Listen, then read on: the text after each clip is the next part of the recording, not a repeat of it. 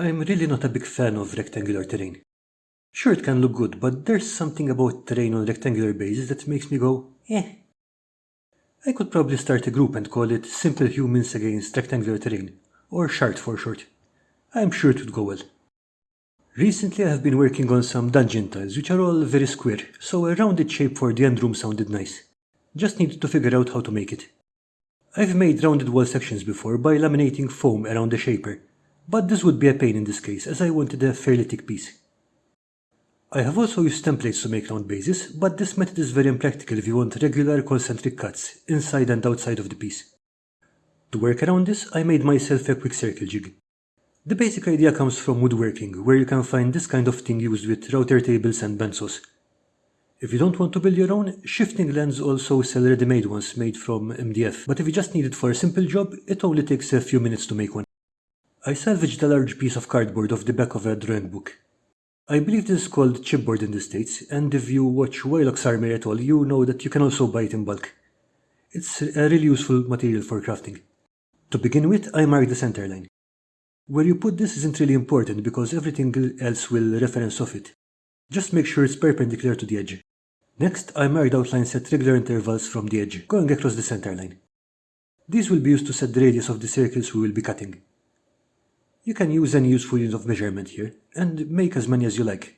In my case, I made 20 for a maximum radius of 20 centimeters.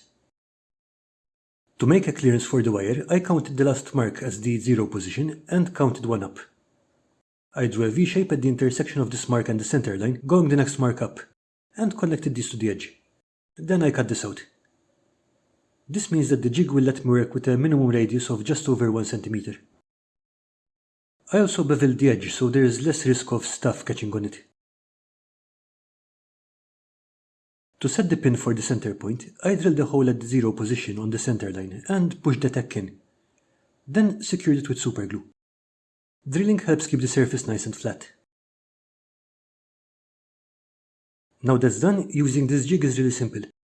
You just pop a piece of foam on the point of the tack, slide the jig in till the wire is in line with the mark for whichever radius you want, and then rotate the foam to cut your circle. For external cuts, that is really all there is to it. Just be careful with the temperature of the wire and try to keep a smooth rotation so you don't burn the foam like some Muppet I know. The same goes for internal cuts. You will need to make an initial cut to get the wire inside, but once that's in there, there's really no difference. You could also make a hole in the foam and thread the wire through it, so you have a seamless exterior, but really, ain't nobody got time for that.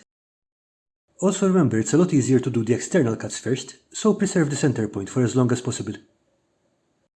In some cases you're going to need to make a cut where the center point is outside your piece, or exactly on the edge, which is really fiddly.